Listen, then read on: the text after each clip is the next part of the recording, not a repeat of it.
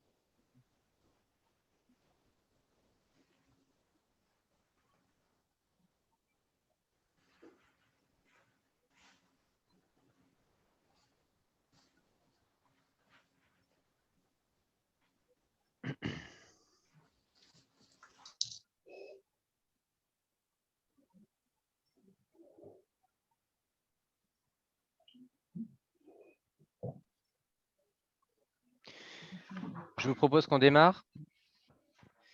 Bien, bonjour à toutes et à tous. Donc, nous sommes ravis de vous accueillir pour ce nouveau format d'atelier du MEDEF 44, donc en webinar, hein, forcément dans le contexte sanitaire actuel. Donc pour la bonne organisation de la prise de parole, je vous demanderai donc de couper vos micros. Je vois que la plupart d'entre vous l'a Je vais être déjà en fait. visio, ouais. Et puis également de couper vos caméras pour C'est pas les en personnes qui convention, c'est n'interviennent ça? pas. Alors, excusez-moi, il y a un bruit parasite. Voilà, donc effectivement, si vous pouvez couper vos micros pendant l'intervention des différents intervenants. Donc, je vous informe également que ce webinaire fera l'objet d'un enregistrement hein, afin d'en permettre le suivi et la diffusion auprès d'autres adhérents MEDEF. Voilà. Je suis Nicolas Jolivet, donc associé au sein du cabinet d'audit et de conseil PwC à Nantes. Et en tant que représentant du MEDEF 44 et de la commission Faciliter la transformation, j'ai le plaisir d'introduire cet atelier. Donc, au sein du MEDEF 44, je rappelle que la commission Faciliter la transformation, elle a notamment pour but de sensibiliser et d'alimenter la réflexion des adhérents dans la transformation de leurs organisations sur les grands enjeux que sont le numérique, le développement durable et le développement à l'international. Donc, sur ce principe, donc nous lançons à partir de cet atelier donc ce nouveau format qui s'inscrit dans un cycle sur l'année 2021 dédié au développement durable et qui se déroulera mensuellement sur l'ensemble de l'année. Donc pour cet atelier, qui abordera le thème de la mise en œuvre du bilan carbone, auquel sont confrontés un nombre croissant d'entreprises, nous avons le plaisir d'accueillir un ensemble d'intervenants, donc Peggy Destré-Baron, Isabelle Rouleau, Renate Schaeffer et Luc Robel. Je vais les laisser se présenter et je vous souhaite un bon atelier, une bonne matinale. Peggy, si tu veux commencer. Bonjour à toutes et à tous. Donc, Peggy Détré, je suis membre MEDEF ainsi que membre DRO. Et je dirige une agence de communication qui s'appelle Fin août, début septembre, qui est à Nantes. C'est une agence de communication globale. Nous accompagnons nos clients dans leur stratégie d'image et d'identité. Et nous avons une spécialité autour de la communication responsable et RSE, l'objectif étant de mobiliser les collaborateurs et de valoriser les politiques de développement durable et RSE à l'externe.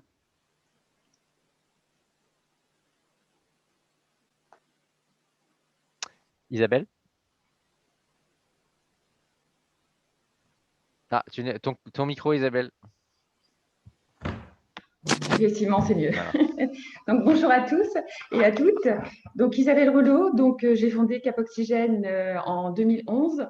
Donc, je suis consultante en RSE et licenciée bilan carbone et économie circulaire. Et je suis également membre de la commission du MEDEF 44, faciliter la transformation. Renate. Bonjour à toutes et à tous, Renate Schaeffer de la société Tuvalu. Je suis pilote des solutions chez Tuvalu. Tuvalu est un éditeur d'une solution logicielle qui a pour vocation de permettre aux dirigeants des entreprises d'intégrer les enjeux de la responsabilité sociétale, du climat et aussi de l'impact positif dans la stratégie globale de l'entreprise. Et je vais vous montrer tout à l'heure comment on peut facilement réussir un bilan carbone. Et Luc. Et pour finir, Luc, donc bonjour à toutes et à tous. Donc, je suis le fondateur de la société de conseil Oxygène. On est spécialisé en maîtrise de l'énergie. On accompagne nos clients sur 3 thématiques. La première, la stratégie bas carbone. Donc, nous aidons nos clients à mettre en œuvre une stratégie bas carbone pour réduire leurs émissions de CO2. Ensuite, on aide nos clients aussi à mettre en œuvre une stratégie d'efficacité énergétique. Là, le but, c'est de réduire les consommations d'énergie directe ou d'accompagner à répondre aussi aux décrets tertiaires. Et puis, une troisième thématique, et je le dis souvent, c'est pour bien maîtriser ses consommations, il faut aussi bien les acheter.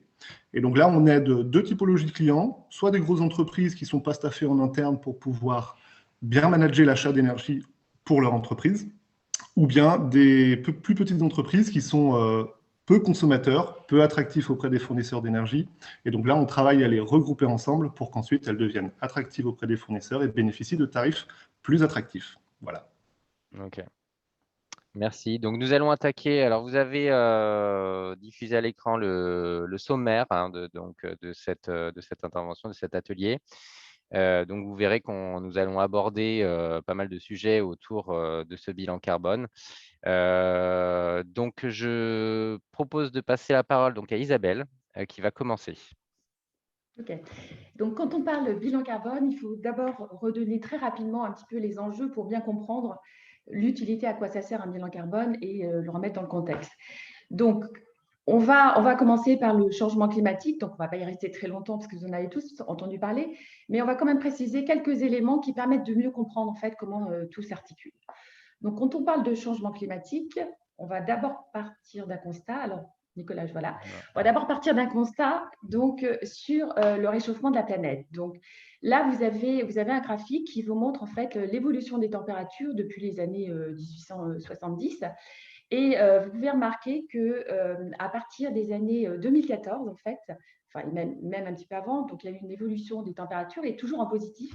Et à partir des années 2014, on a les années les plus chaudes que notre planète ait jamais vécues. Et ça ne fait que s'accroître parce que cette année, c'est une année encore plus chaude que les années précédentes. Donc ça, c'est un constat. C'est le premier constat. Le deuxième slide. Voilà, le deuxième slide.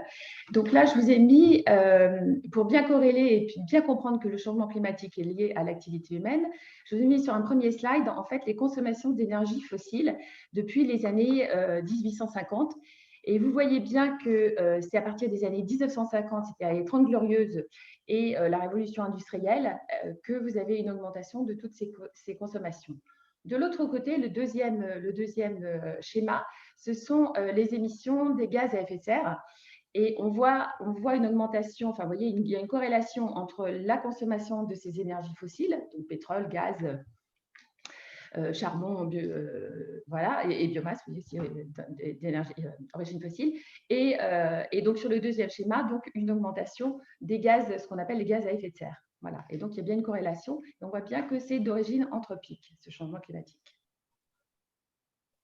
Après, vous avez le GIEC, qui est le groupement intergouvernemental des experts de l'évolution du climat, qui est rattaché donc, à l'ONU et qui existe depuis les années 1980, si je me souviens bien.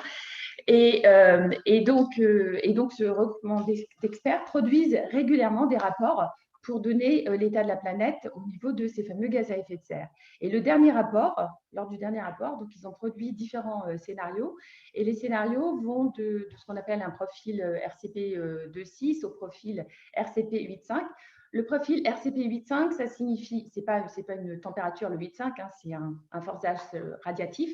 Mais ce que ça signifie, c'est que le profil RCP 8.5, on aura une augmentation à échéance 2100, une augmentation de plus de 5 degrés de température. Alors que si on reste sur le profil RCP 2.6, on restera entre 1,5 et 2 degrés d'augmentation de température.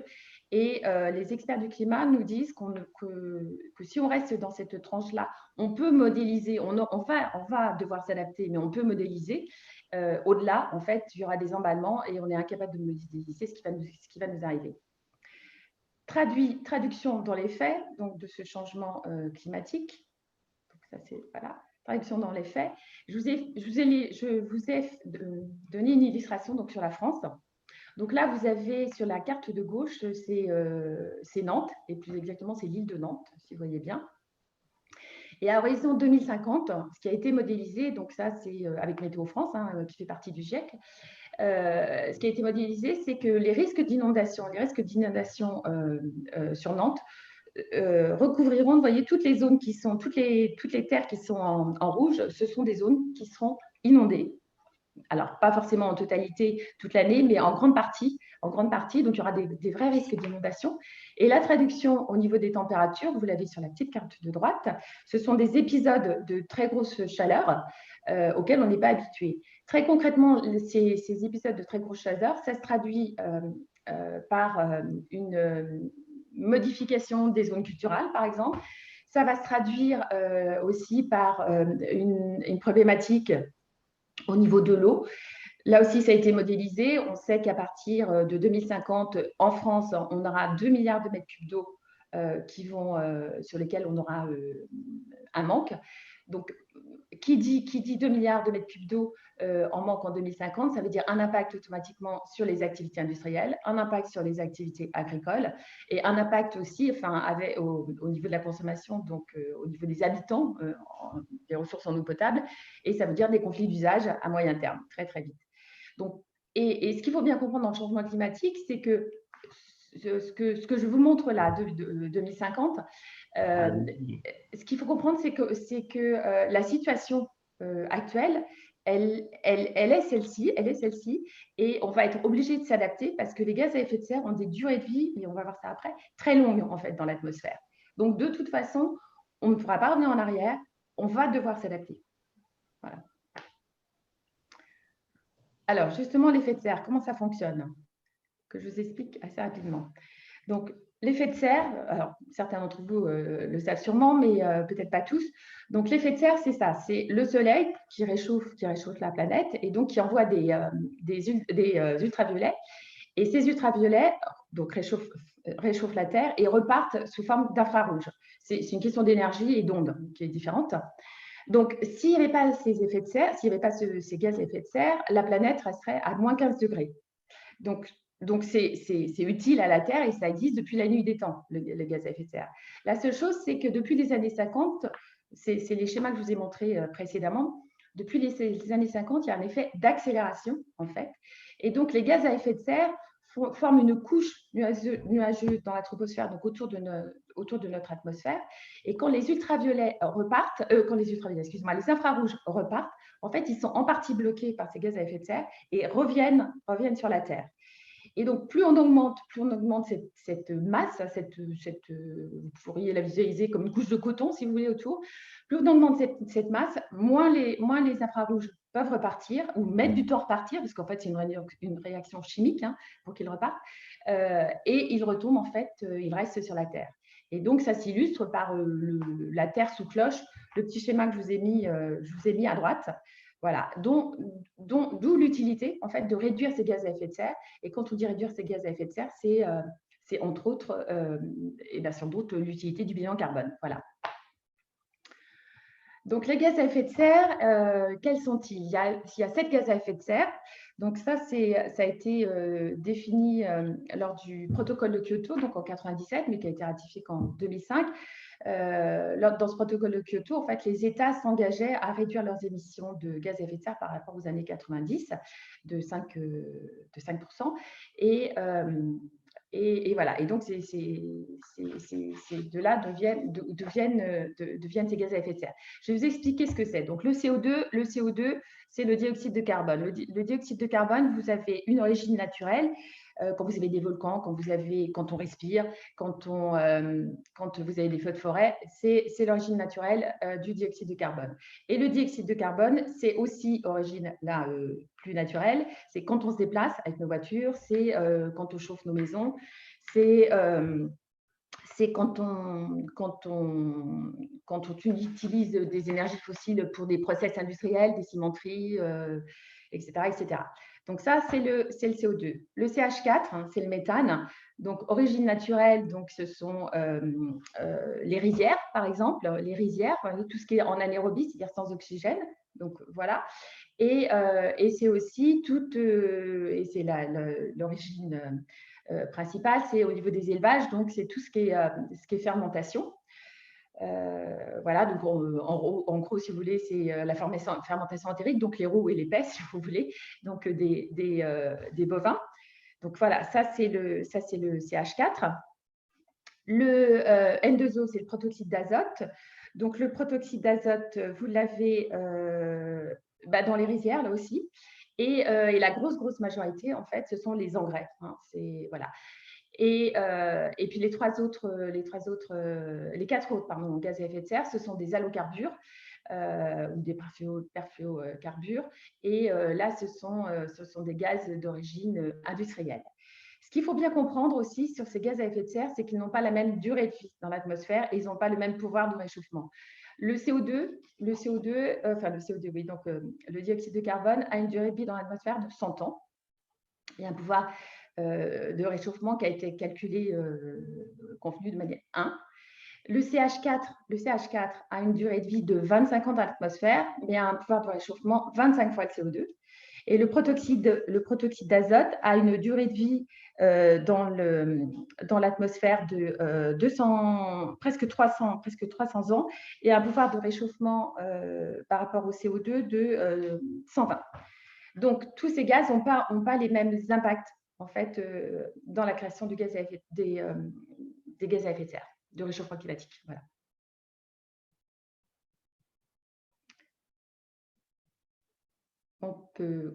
Voilà. Donc, une traduction concrète. Donc, l'origine des émissions de gaz à effet de serre, donc en France. Donc, vous voyez que ça se répartit de manière entre les transports 31%, mais vous avez les bâtiments, vous avez l'industrie et l'agriculture à peu près à hauteur de 19%, vous avez l'énergie 10% qui effectivement émet moins de gaz à effet de serre en France parce qu'elle est en partie d'origine nucléaire, et vous avez les déchets à hauteur de 3%. En total, en 2018, la France a émis 445 millions de tonnes équivalent CO2. Et si vous voulez une équivalence au niveau monde, en 2018, on est à 53,4 gigatonnes de CO2 équivalent.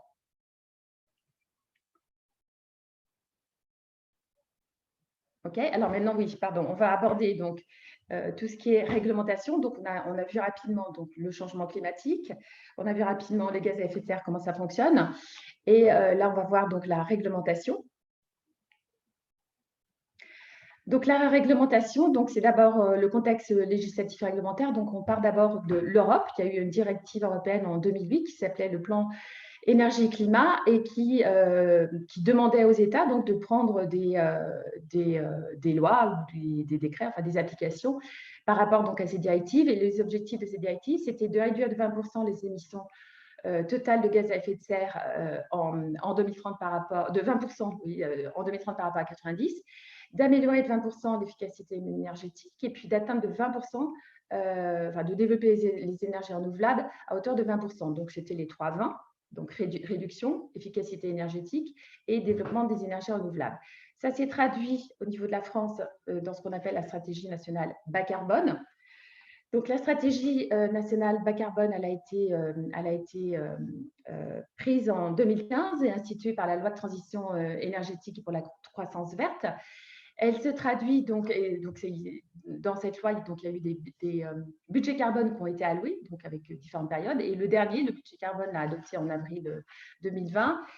Il préconise de réduire de 40% les émissions de gaz à effet de serre en 2030 par rapport à 90 et de réduire de 75% les émissions de gaz à effet de serre en 2050 par rapport à 90. C'est ce qu'on appelle le facteur 4. Ce budget carbone, c'est une des raisons. Enfin, attendez, je vais peut-être vous. Voilà, et cette stratégie-là, elle se traduit dans ce qu'on appelle les schémas régionaux climat, air, énergie ou les plans climat, air, énergie territoriaux. Je vais vous les développer un petit peu rapidement après. Et ce qu'il faut bien noter aussi, c'est qu'il y a eu un engagement international, c'est les accords de Paris, c'est la fameuse COP 21 en 2015, dans laquelle tous les pays se sont engagés à limiter le réchauffement climatique. À l'origine, c'était à 2 degrés. Et là, ils ont, sous la pression des pays qui vont être les plus impactés par le changement climatique, donc les pays qui sont en bord de mer et sous le niveau de la mer, à 1,5 degré en 2100. Pour la France, ça signifie diviser par 6 les émissions de gaz à effet de serre d'ici 2050 par rapport aux émissions des années 90. C'est ce qui explique, vous avez dû tous en entendre parler,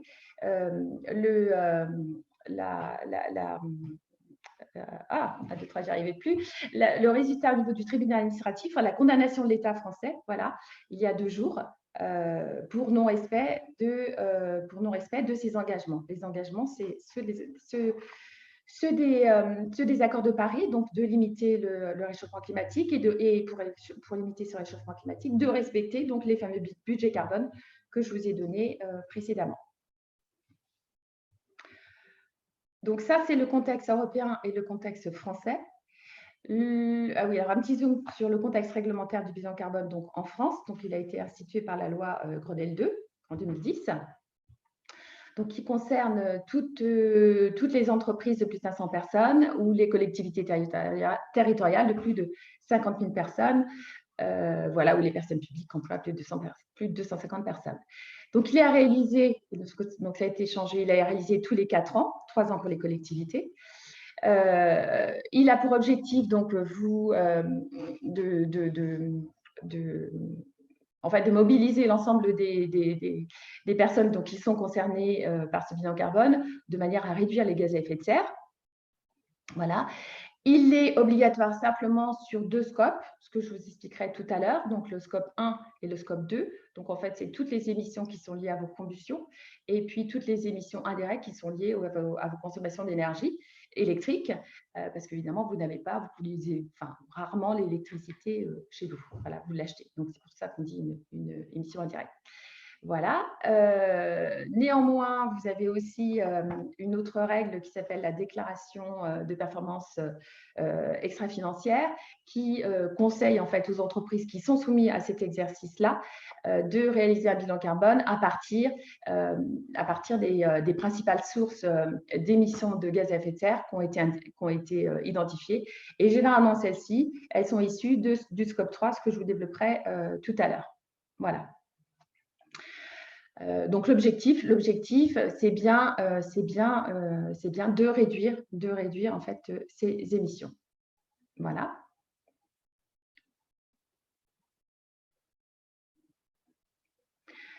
Une traduction plus concrète, vous avez le petit schéma de gauche qui vous donne les émissions de gaz à effet de serre en 2018. Donc, on est à peu près au niveau de l'Europe, donc on est à un peu plus de 11 tonnes. Et en 2050, on devra arriver en fait à 2 tonnes. Voilà. Et donc, vous avez un petit schéma.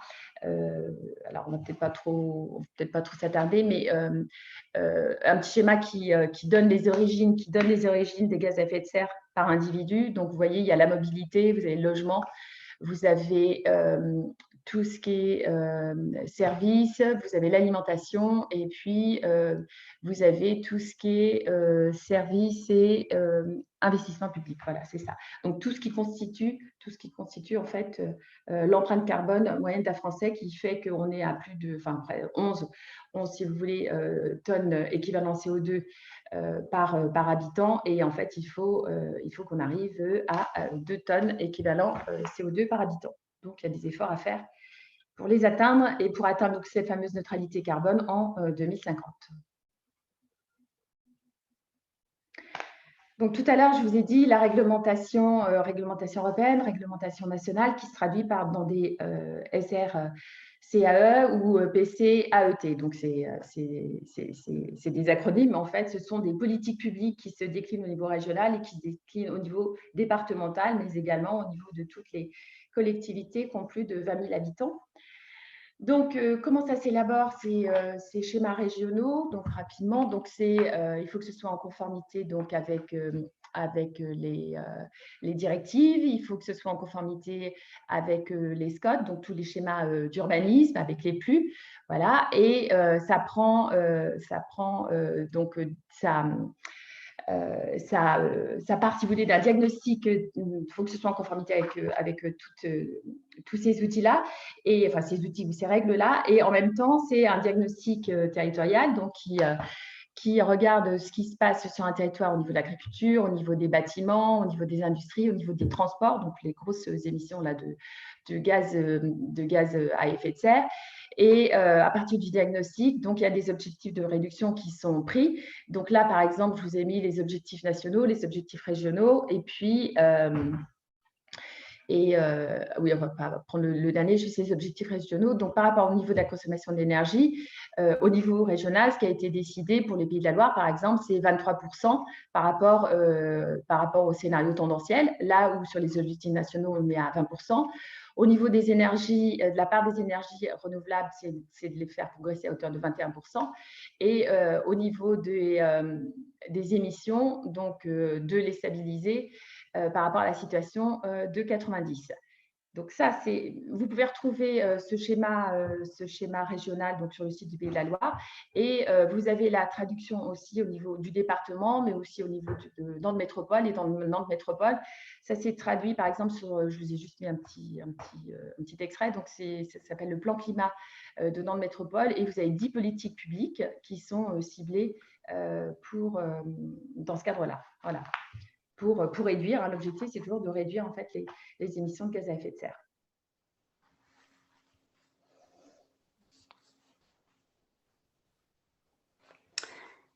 Alors, on voulait aussi vous faire un point sur la dynamique des réseaux du territoire en matière par rapport à ce sujet d'empreinte carbone. On a la chance d'être sur un territoire très actif en termes de mobilisation et d'engagement autour du développement durable et de la RSE. Donc, j'ai pu contacter quelques acteurs de ces réseaux pour connaître leur initiative et leur activité sur ce sujet en empreinte carbone. Alors, commençons par le MEDEF. Aujourd'hui, c'est donc le premier atelier développement durable à destination des adhérents du MEDEF. Et donc, l'idée, c'est d'en faire un tous les mois sur différents sujets pour être dans la sensibilisation et le partage de données. Si on regarde l'ATRIA, donc là, on a évidemment beaucoup de programmes qui vont dans son sens, notamment au niveau de l'efficacité énergétique des entreprises, un programme important en termes d'économie circulaire, et puis tout ce qui tourne autour de la décarbonisation des mobilités, la mise en place de la filière hydrogène, etc.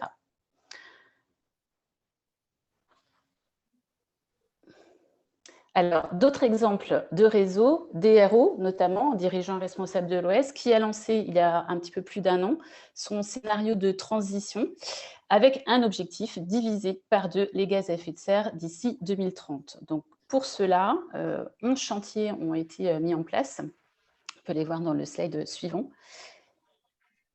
qui concernent à la fois la mobilité, les bâtiments, l'énergie,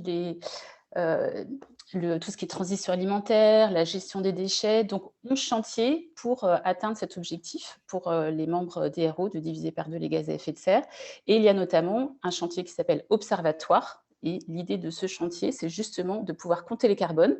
Donc, la plupart des entreprises ont été accompagnées, notamment par Tuvalu, pour définir le temps zéro en fait, carbone et voir comment justement, l'entreprise évolue par rapport à cet objectif de diminution des gaz à effet de serre et en s'appuyant sur justement les solutions que sont en train de préparer les différents chantiers sur ces diverses thématiques. Autre exemple, le CJD, qui organise en ce moment des formations, des journées de formation bilan carbone au niveau de ses adhérents. La Jeune Chambre économique, qui rappelle que sa ligne, c'est comment optimiser ses ressources en y alliant développement économique et développement durable, donc beaucoup aussi de moments de sensibilisation autour de ces sujets. Et si on regarde le réseau Entreprendre, l'objectif programme 2025, c'est 100% de lauréats à impact positif. Aujourd'hui, c'est 30%. Donc, on voit aussi que là, il y a aussi une réelle attente sur ce sujet. Et donc, ça se traduit aussi par des actions de sensibilisation sur le bilan carbone. Social Change, la plateforme Nantes Métropole. Donc là aussi, il va y avoir une évolution, puisque l'idée, c'est de faire évoluer cette plateforme RSE vers un support qui serait plus autour du sujet de la transition énergétique, justement aussi pour quantifier les émissions, les émissions carbone de l'entreprise et identifier des leviers pour atténuer ces émissions. Et puis sans parler des 16 chantiers aussi lancés par Nantes Métropole qui sont en lien avec une économie durable. Donc, on le voit, beaucoup de mobilisations et qui se traduisent par, en tout cas, un réel souhait de sensibiliser, de former, de préparer pour faciliter ces transitions. Donc, les réseaux sont très, très actifs sur ce sujet. Alors, maintenant qu'on a donné donc, le contexte du changement climatique, les gaz à effet de serre, le contexte réglementaire, l'activité des réseaux, on va arriver donc dans le dur, donc les méthodes et les étapes d'un bilan carbone. Alors, pourquoi faire son bilan carbone? Parce que ça permet effectivement de faire un état des lieux, donc d'identifier ses principales sources d'émissions, et pour effectivement agir et être efficace, il faut déjà savoir où sont ces principales sources d'émissions. Ça permet aussi, dans un contexte de neutralité carbone, avec une traduction au niveau de l'Europe d'une augmentation des entreprises qui vont être soumises au quota carbone, d'une taxe carbone qui est prévue à hauteur de 100 € en 2030. Alors, et avec ce qui vient de se passer au tribunal administratif, il y a de fortes chances quand même que toute cette orientation aille dans ce sens-là. Donc, ça permet de connaître son degré de vulnérabilité et de dépendance aux énergies fossiles. Ça permet aussi d'avoir une vision de son entreprise qui n'est pas qu'une approche économique et stratégique, mais de prendre une autre analyse, donc à partir d'un flux physique.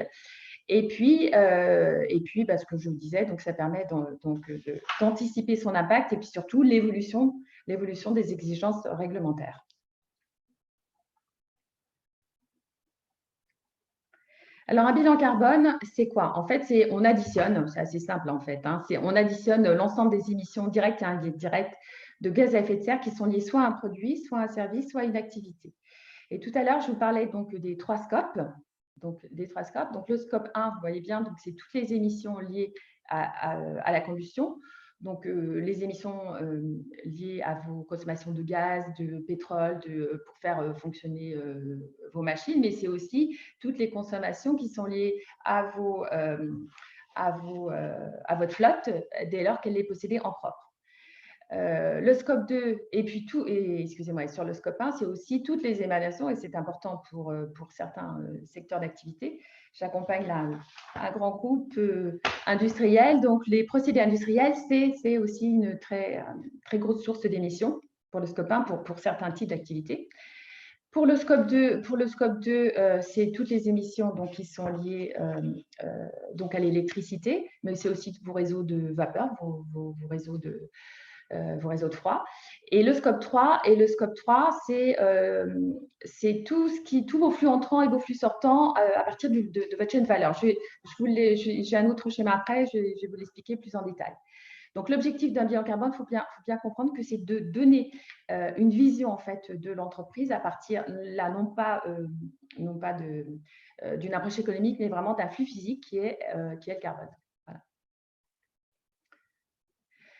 Donc, le périmètre du bilan carbone, ce que je vous disais tout à l'heure sur le scope 3. En fait, on voit bien qu'on peut raisonner sur une chaîne de valeur. C'est tous vos flux entrants, donc à partir de vos approvisionnements, votre système de production, vos flux sortants, voilà, et les flux sortants donc vers vos clients, jusqu'à la fin de vie de vos produits.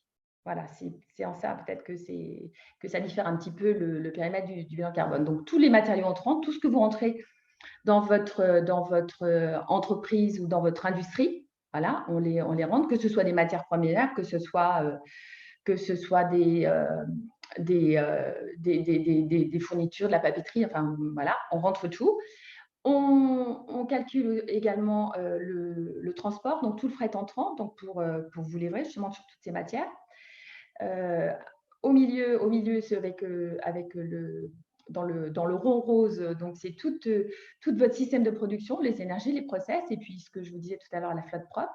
Après, c'est comment est-ce que vous allez livrer toutes ces marchandises. Donc, on prend votre fret aval, et puis on va regarder l'énergie qui va être nécessaire en fait pour utiliser vos produits. Donc, si vous avez des ordinateurs, par exemple, si vous vendez des ordinateurs, vous voyez, l'utilisation des produits, c'est important. Et on va regarder après également les déchets, c'est-à-dire la fin de vie de ces produits. Donc, on fait des hypothèses.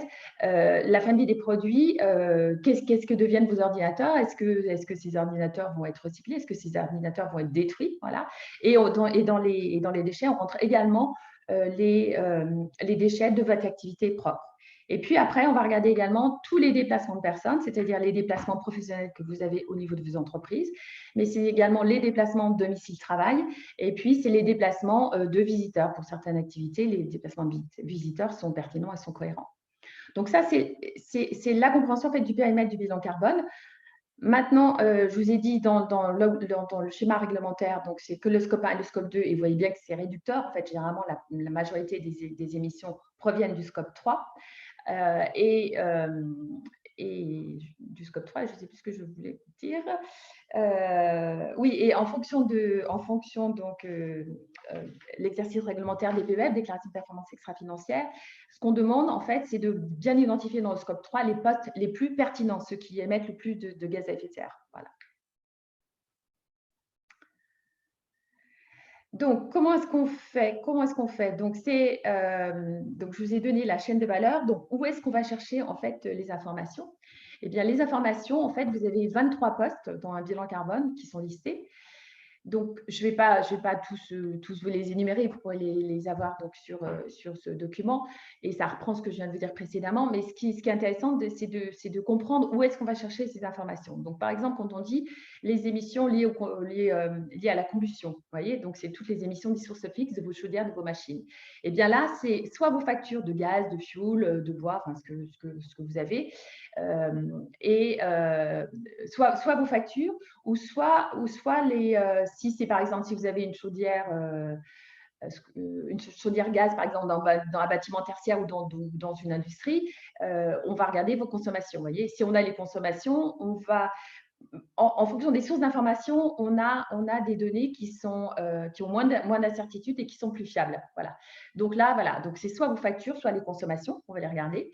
Pour l'énergie directe, ça va être la même chose. Pour les émissions directes des procédés, là, c'est en fonction de votre activité.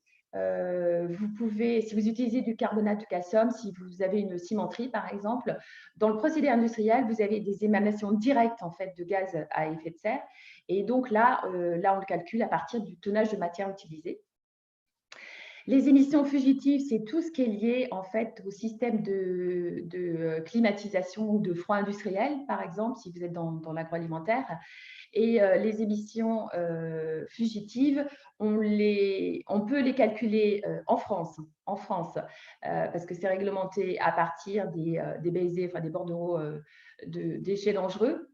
Parce que ce qu'il faut comprendre dans les émissions fugitives, c'est les fameux halocarbures dont je vous parlais précédemment, qui ont une durée de vie très très longue dans l'atmosphère et qui ont un pouvoir de réchauffement par rapport au dioxyde de carbone très très élevé. Donc, il y a une forte vigilance sur ces émissions fugitives. Voilà. Et puis sinon, donc dans le scope 3, par exemple, vos matières entrantes, si vous avez des matières premières, là, on va regarder les tonnages par matière. Si vous fabriquez des ordinateurs, on va regarder les différents composants et donc les tonnages que vous avez. Et en fonction et à chaque tonnage, en fait, il y a des facteurs d'émission. Mais ça, c'est le slide d'après, peut-être. C'est ça. Donc, voilà. Donc, vous vous souvenez, le périmètre, je vous ai dit, voilà ce qu'on regarde dans un bilan carbone. Après, je vous ai donné les 23 postes du bilan carbone. Voilà. Alors, en sachant qu'on prend quand même les plus pertinents, on va peut-être pas. Et puis, il y en a certains qui peuvent ne pas être pertinents en fonction des activités. Je parle dans le scope 3, pas le scope si, le scope 1 aussi, si vous n'avez pas de procédé industriel.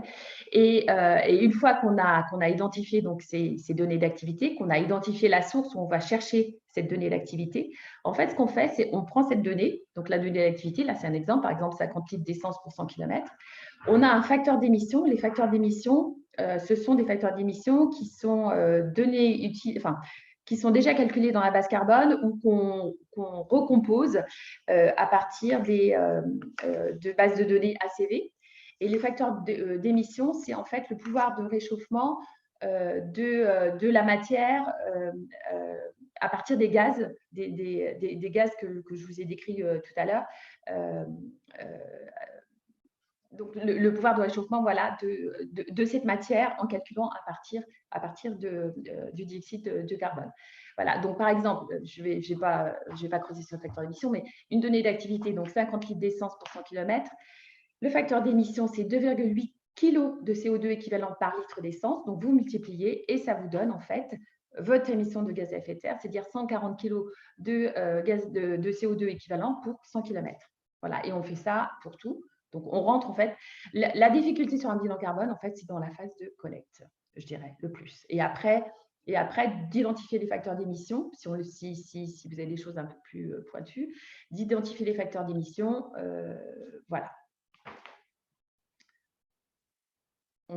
Voilà, donc les étapes d'un bilan carbone, évidemment, c'est la visite de l'entreprise, hein, que ce soit en tertiaire, en industriel, en agricole, enfin voilà. Donc on visite votre entreprise. Il faut sensibiliser les personnes ressources qu'on va identifier pour aller collecter les informations.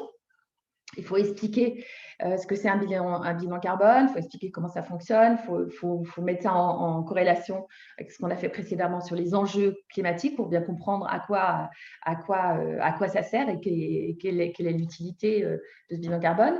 Après, il faut collecter les informations, donc ce que je vous disais, donc on identifie le périmètre, on identifie les postes les plus pertinents. Donc sur ces postes-là, on donne des tableurs pour identifier donc, le process de collecte. On a la personne ressource, donc on collecte. Il y a généralement des allers-retours parce que ce n'est pas forcément très simple, ça, surtout dans le premier, hein, quand ce n'est pas structuré. Après, on utilise, donc il y a différentes méthodes. Renate vous expliquera un autre outil après.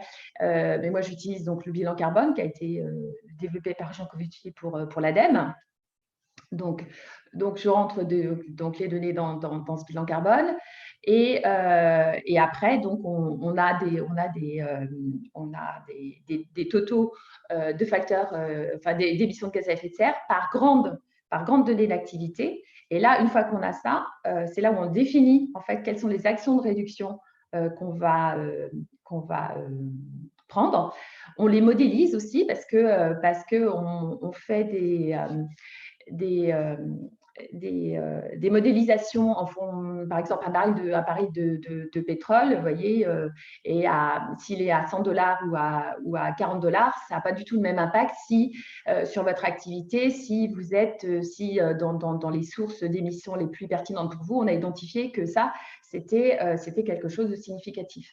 Voilà, donc on identifie ça et puis après, on met en œuvre les actions et évidemment, on communique autour.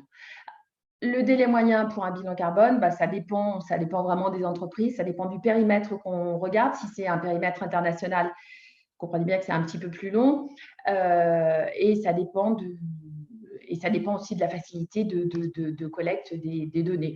En moyenne, entre 3 et 6 mois pour une plus petite entreprise, je dirais entre 1 et 2 mois. Mais, voilà, c'est ça. Voilà, donc quelques exemples de restitution d'un bilan carbone. Donc, sur le premier schéma, donc vous avez une illustration, vous voyez, les principales sources d'émissions. Sur le deuxième, voilà, donc à partir des postes qui ont été identifiés pour cette entreprise. Sur le deuxième, vous avez, et ça c'est important de bien le comprendre, vous avez des petites barres par grand poste d'émission. Et ces barres-là, en fait, c'est les facteurs d'incertitude. Parce que ce qu'il faut bien comprendre aussi, c'est qu'un bilan carbone, ça vous donne des grandeurs qui sont tout à fait exactes et en même temps, vous avez de l'inexactitude en fait dans la donnée brute. Alors, dès qu'on est dans des entreprises ou avec des profils plus ingénieurs, généralement, il y a toujours un petit problème par rapport à ces facteurs d'incertitude, mais ça n'empêche pas que les les grandes valeurs sont justes. Si vous l'aimez, vous avez des facteurs d'incertitude. Hein. Des facteurs d'incertitude qui sont liés aux facteurs d'émission, donc pour certains, c'est incompressible, et qui sont liés aussi à la fiabilité de la donnée d'activité. Donc, d'où la nécessité d'être très précis sur la donnée qu'on utilise.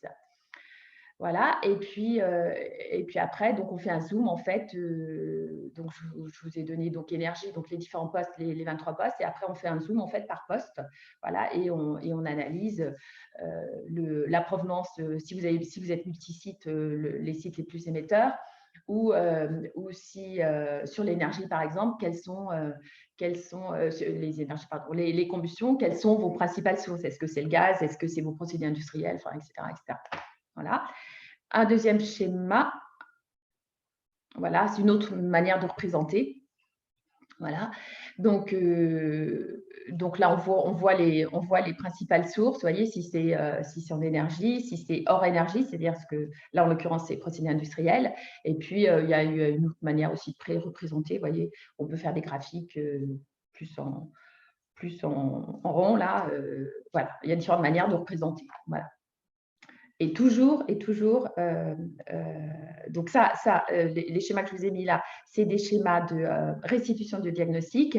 Et après, vous avez des schémas, mais je ne vous en ai pas mis là, des schémas avec des modélisations d'hypothèses. Voilà, pour définir des objectifs de réduction. Et tout ça pour faire quoi? Donc, effectivement, pour réduire, voilà. Donc, quand on travaille sur un bilan carbone, l'objectif, c'est effectivement de mettre en place une stratégie bas carbone, hein, parce que sinon on peut se faire plaisir, on peut avoir un diagnostic donc, de ces sources, ces principales sources d'émissions, enfin avoir un état des lieux, mais si on n'en fait rien, ça ne sert pas à grand-chose. Et donc, un bilan carbone, c'est pour agir, donc c'est pour mettre en place une stratégie bas carbone. Donc, le temps 1, c'est mesurer, donc ce qu'on fait avec le bilan carbone. Et les temps suivants, c'est de réduire ou de compenser. Dans une démarche stratégie bas carbone, l'objectif dans un premier temps, c'est de réduire en fait toutes les sources, au moins les principales sources d'émissions que vous avez, dès lors que c'est possible. Donc, il y a différentes manières de réduire. Donc, je vous ai mis là dans le schéma, il y en a plusieurs. On peut développer de l'économie circulaire, vous voyez, réutiliser les matières. On peut modifier, changer le matériel. Enfin, il y a tout un ensemble de choses qui existent. On peut rationaliser les déplacements, on peut, enfin, j'en passe les meilleurs. Et in fine, quand on ne peut plus réduire, là, on peut passer à des phénomènes de compensation. Et quand on passe sur des phénomènes de compensation, bah là, il y a des dispositifs de financement qui existent, donc, qui ont été mis en place au niveau de l'Europe, mais qui existent en France. Donc, vous avez les entreprises qui sont soumises au quota carbone obligatoire. Bon, bah là, il y a des obligations, mais vous avez après les autres qui peuvent s'y engager aussi volontairement. Et dans les phénomènes, dans les moyens de compensation, vous avez les puits de carbone naturels. Donc, c'est des projets de ce que je vous ai mis après. Donc, des projets liés à l'agriculture, reforestation, changement de pratiques agricoles sur lesquels vous investissez. Voilà. Et puis, vous avez aussi des solutions technologiques, donc de captation de carbone dans le sol. Voilà, il y en a différentes qui existent. Voilà. Donc, je vous ai fait le tour. Donc, les enjeux climatiques, les gaz à effet de serre, la réglementation, la méthode du bilan carbone et pourquoi agir avec la stratégie bas carbone. Voilà. Et juste pour finir très rapidement, l'utilité aussi d'agir sur la stratégie bas carbone, c'est parce que, donc je vous les ai redonnés par rapport aux enjeux climatiques, mais aussi par rapport aux politiques publiques, vous voyez, où il va y avoir de plus en plus de pression. Voilà. Je vous remercie. Merci Isabelle. Nous passons donc la parole à Renate Schaffer, pour nous évoquer la mesure pour mieux agir. Renate. Tout à fait. Je vais prendre la main sur l'écran, Nicolas, pour partager. Justement. Attends, je vais arrêter mon parcours. Normalement, c'est bon. Je vais juste vous demander de me confirmer que vous voyez bien une page d'accueil d'une solution digitale qui commence avec collecte, analyse, stratégie climat. Très bien. Bienvenue dans Tuvalu. Je vais donc vous présenter en synthèse et en quelques minutes seulement comment on peut réaliser le bilan carbone que Isabelle a présenté tout à l'heure avec brio. Vous voyez bien que c'est un sujet, ça peut être potentiellement un peu complexe. La vocation que nous avons chez Tuvalu, c'est de rendre le bilan carbone simple, abordable pour tout le monde et surtout de le rendre, en fait, de l'intégrer dans un contexte de mesure pour mesurer, pour mieux agir et surtout d'aller vers une stratégie climat bas carbone dès le départ, en fait, d'emmener en tout cas les entreprises dans cette logique de mesurer pour mieux agir. Ce que vous voyez ici, c'est la page d'accueil de la solution Tuvalu qui est construite autour de 3 grandes étapes, collecte, analyse et stratégie climat, justement pour ne pas rester uniquement à la photographie, même si la photographie du bilan carbone est bien évidemment le point de départ. Je vous emmène tout de suite dans la partie collecte. Comment on collecte les données? Isabelle a dit à très juste titre que c'est sans doute la partie la plus importante, parfois aussi l'étape un peu fastidieuse quand même. C'est-à-dire que sans données sources collectées, ben, on ne va pas pouvoir analyser et aller plus loin dans la photographie. Donc, vous voyez ici une liste, tout simplement, de toutes les données sources à collecter. Vous retrouvez des postes du bilan carbone, vous reconnaissez des postes notamment cruciaux du bilan carbone tel qu'il a été présenté tout à l'heure par Isabelle. Dans Tuvalu, nous appuyons exactement sur la même méthodologie qui est donc la méthodologie bilan carbone de l'ADEME aujourd'hui, qui a été initiée et conçue, modélisée par Jean Covici, monsieur Jean Covici. Vous voyez ici les postes principaux, parce que notre approche, notre parti pris chez Tuvalu, c'est de dire nous allons produire pour nos clients ce qu'on appelle un bilan carbone Scope 3 significatif. Vous savez maintenant que le Scope 3 est la partie des émissions indirectes, mais en même temps la partie la plus importante très souvent dans l'activité de l'entreprise sur la totalité des chaînes de valeur, de la chaîne de valeur. Pardon. Donc, vous voyez ici une liste globale. Si je rentre, par exemple, dans l'exemple énergie, les sous-postes de l'énergie sont également déployés. Donc, par exemple, l'électricité. Vous retrouvez tous les éléments que Isabelle a évoqués tout à l'heure, notamment les facteurs d'émission sur la base carbone ADEME et aussi donc facteurs d'émission qui peuvent être rentrés, facteurs d'émission spécifiques qui peuvent aussi être rentrés dans la solution à travers justement un accompagnement méthodologique d'un expert carbone comme Isabelle l'est, comme nos experts carbone intégrés chez Tuvalu le sont. Je salue aussi Amélie Brétinière de Réalité qui nous écoute et où un autre de nos partenaires, Vincent Cossack, intervient actuellement sur la méthodologie du bilan carbone Scope 3. Donc, pour collecter les données, il y a soit la saisie manuelle possible, notamment si c'est quelques factures à intégrer. Par contre, quand on est dans des entreprises plus importantes, nous avons d'autres solutions, notamment d'import en masse et aussi des connexions au système informatique. Je vous passe les détails, toutes les solutions existent, mais Tuvalu s'adresse vraiment à la PME monosite jusqu'au grand groupe qui peut avoir des centaines de filiales dans le monde entier. Donc, en fait, vous voyez uniquement un aperçu très, très rapide des fonctionnalités clés de la solution. Je suis ici dans un questionnaire de collecte plus poussé pour vous illustrer notamment 2 choses. La première, Isabelle évoquait tout à l'heure la question de l'incertitude et de la question de la fiabilité. Si j'ai une donnée, par exemple, de la consommation qui est basée sur une facture, je peux considérer que cette information-là est très fiable. Et vous avez aussi la possibilité ici d'ajouter une pièce jointe, notamment la facture, pour justement accroître aussi la fiabilité de cette donnée-là. Ça va être important dans un contexte plutôt réglementaire. Un autre exemple pour la collecte des données, c'est par exemple les achats. Achats, tout ce qui est matière première. Si je regarde ici, par exemple, donc je reviens sur mon petit questionnaire, je peux bien sûr tout de suite modifier la donnée si jamais elle n'était pas correcte et je peux aussi rentrer une information, par exemple ici, source, fournisseur de mon fournisseur emballage, en fait, source de l'information.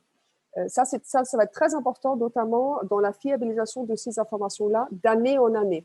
Le principe chez Tuvalu, c'est que vous faites votre bilan carbone T0 de année 1, mais surtout dans une démarche d'amélioration continue, vous faites idéalement même une photographie chaque année, comme c'est tellement facile de le faire, au-delà de la réglementation de tous les 4 ans, cette solution vous permet vraiment de mettre à jour, de suivre d'année en année l'impact positif de toutes les actions que vous avez mis en place. Je vois que l'heure tourne rapidement, donc je vais vraiment avancer sur la partie qui va être finalement la plus stimulante dans tout ça, c'est la partie analyse. Analyse donc de vos calculs d'abord. Vous voyez ici le calcul global des équivalents de l'équivalent CO2. Je suis dans un exemple, on va dire, d'une ETI, petite ETI quand même plutôt, et surtout dans les services, a priori. On va le voir tout à l'heure aussi par rapport à des équivalences de 8 tonnes de CO2 par personne, donc par personne sous-entendu ETP.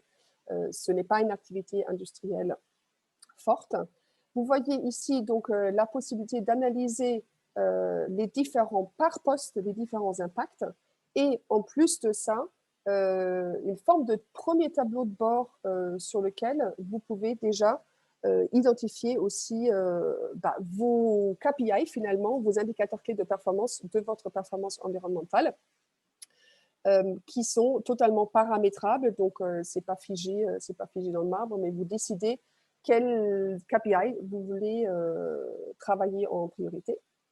Si je rentre dans ces différents postes, j'ai de nouveau mes détails d'impact aussi de sous-postes. Et je voulais vous montrer autre chose. Ah oui, c'était ça.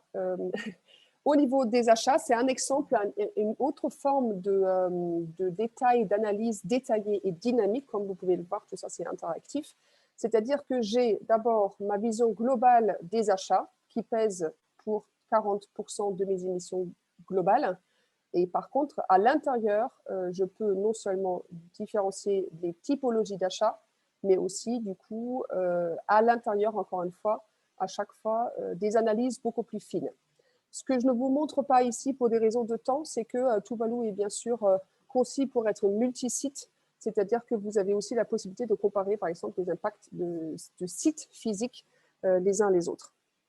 Le temps presse un tout petit peu, c'est pour ça que je vais tout de suite vous emmener vers la partie encore d'amélioration continue. On a vu très rapidement la collecte, on a vu l'analyse.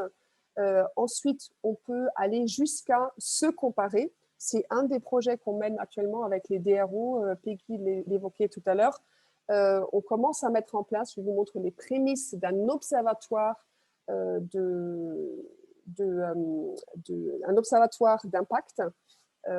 Excusez-moi, c'est là. Donc, mon entreprise type ici dans la démo, elle est déjà très avancée en termes d'impact, donc elle a très peu d'impact. Ici, vous voyez plutôt un exemple industriel, en fait, d'une activité industrielle.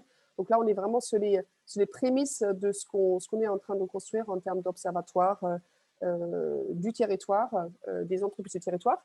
Et on a évoqué tout à l'heure, Isabelle l'évoquait, l'importance de définir aussi un objectif de réduction, parce que vous avez vu qu'on est plutôt sur un facteur 6 divisé par 6 aujourd'hui, les impacts de toutes les entreprises pour rester dans les accords de Paris.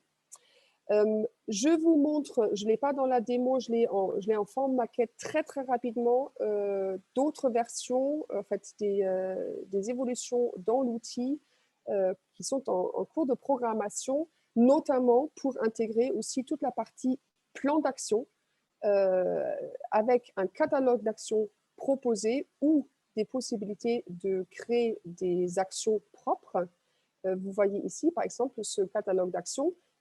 Isabelle l'évoquait tout à l'heure, après la photographie zéro, l'idée, c'est bien sûr de définir les actions, les leviers d'action que vous avez pour réduire votre impact, donc de choisir vos actions, de les cocher, de même être en capacité de modéliser finalement vos actions pour savoir comment vous pouvez réduire votre impact au mieux pour arriver à ceci, c'est-à-dire la modélisation de votre trajectoire bas carbone avec l'objectif fixé et aussi du coup les différentes étapes qui vous mènent à l'atteinte de votre objectif de réduction.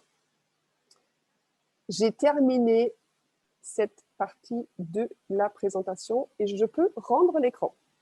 Très bien, merci Renate. Alors, je vais reprendre la main du coup.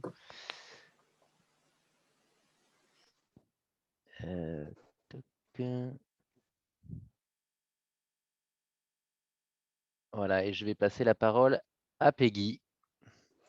Merci. Alors, la partie sensibilisation, communication, eh bien, c'est un facteur de succès, un des facteurs de succès pour réussir sa stratégie bas carbone. Alors, pourquoi? J'identifie 5 enjeux qu'on va voir slide suivant. Voilà, donc le premier enjeu, c'est sensibiliser, embarquer, donner du sens, impliquer, rendre lisible et célébrer. Alors, si on regarde un petit peu plus dans le détail sur chaque enjeu, voilà, sensibiliser, embarquer.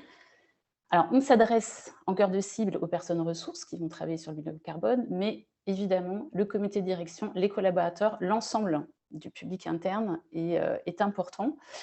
Et on l'a vu, on peut se dire que voilà, tout le monde est au courant du réchauffement climatique, mais malgré tout, cette partie de sensibilisation, comme Isabelle nous l'a présenté tout à l'heure, elle est essentielle, parce qu'il faut bien comprendre, il faut bien rappeler l'urgence, aussi prendre conscience du contexte réglementaire, de ce qui va se passer, des enjeux.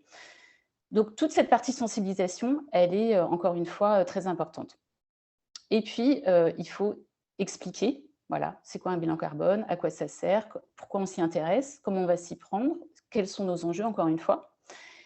Et l'idée, c'est aussi de montrer que toutes les fonctions sont concernées pour valoriser le fait que chacun a son rôle à jouer, évidemment en fonction de ses possibilités, de ses moyens, mais que là, le bilan carbone, c'est qu'une étape, et ensuite, il y a l'action où chacun va pouvoir être acteur à son niveau. Donc, 3 mots peut-être pour... mais après, c'est chaque entreprise qui trouve son discours, mais voilà, humilité, conviction et enthousiasme, c'est la première étape de la partie sensibilisation pour embarquer le public. Donner du sens. Alors, cette étape, elle peut se faire au même moment que la partie sensibilisation, mais on n'est pas sur l'idée de cumuler des bonnes pratiques, en fait. C'est comme pour une démarche RSE, l'important, c'est de partir du projet de l'entreprise, de sa stratégie, de ses enjeux, de son domaine d'activité pour aller chercher justement le sens de cette action. Donc, le projet, effectivement, les enjeux sociétaux, environnementaux, les impacts de l'activité, mais aussi les risques. Et le bilan carbone, il a sa place très importante autour de toute cette analyse, encore une fois, où on doit pouvoir faire le lien entre le projet de l'entreprise et puis les engagements qu'on va prendre et qui vont se dérouler ensuite en termes de plan d'action. Impliqué. Donc, il y a un chiffre qui est souvent redit, à savoir que 70% des projets de changement, voire d'innovation, échouent ou n'obtiennent pas les résultats escomptés par justement manque d'implication ou de communication. Donc, la clé de succès, encore une fois, c'est l'humain. Donc, expliquer, sensibiliser, et puis voilà, faire comprendre la stratégie bas carbone qui va découler du bilan carbone, c'est aussi à chaque fois des étapes très importantes. Donc, impliquer aussi les équipes dans le plan d'action, sous forme d'ateliers, sous forme voilà, de plans de communication interne, et puis évidemment diffuser le suivi des résultats obtenus. Donc, c'est une communication qui prend forme au départ du projet et qui est là, présente à chaque étape de ces actions. Rendre lisible. Alors, rendre lisible, ce n'est pas assez évident de communiquer sur ce type d'action, mais c'est pas parce que ça semble assez technique qu'il ne faut pas aller chercher en fait un storytelling, donc trouver un ton, une ligne de communication qui va parler en interne. et on peut être aussi dans la créativité, s'appuyer sur la culture de l'entreprise, sur sa communication actuelle, aller chercher aussi du décalage, hein, voire de l'humour. Donc, à partir du moment où derrière, on a un discours qui est sincère, qui est précis, qui s'appuie au fur et à mesure sur des éléments chiffrés, ne pas hésiter à aussi aller créer une ligne propre de communication, un ton à ce projet pour embarquer et pour appuyer aussi les messages clés. Voilà, toujours en lien avec le projet de l'entreprise, sa culture, ses valeurs. Donc là, deux exemples de communication interne, un qui était plus sur le ton de la performance, l'autre sur une communication un petit peu plus décalée. Et je prends l'exemple sur le slide suivant d'une communication là qui est plus externe, hein, d'ailleurs qui est celle de Fago. Tout à l'heure, on va parler du groupe ERAM. Fago, c'est une filiale du groupe ERAM, où ils ont travaillé sur différentes possibilités graphiques pour communiquer sur le comment. Voilà, comment on fabrique, où sont justement nos émissions de gaz à effet de serre. C'est une communication indirecte sur les gaz à effet de serre, mais qui traite de ce sujet. Donc, voilà, la créativité est là, est aussi une réponse pour faire passer les messages et s'adresser à son consommateur. Alors, du Nutri-Score et pourquoi pas aller jusqu'à un score carbone. En tout cas, c'est la question que pose la Convention pour le climat, puisqu'elle propose d'étudier la mise en place d'un score carbone à horizon 2024. Qui permettrait d'informer le consommateur de manière très simple et lisible sur justement l'impact environnemental des produits qu'il achète ou des services qu'il utilise.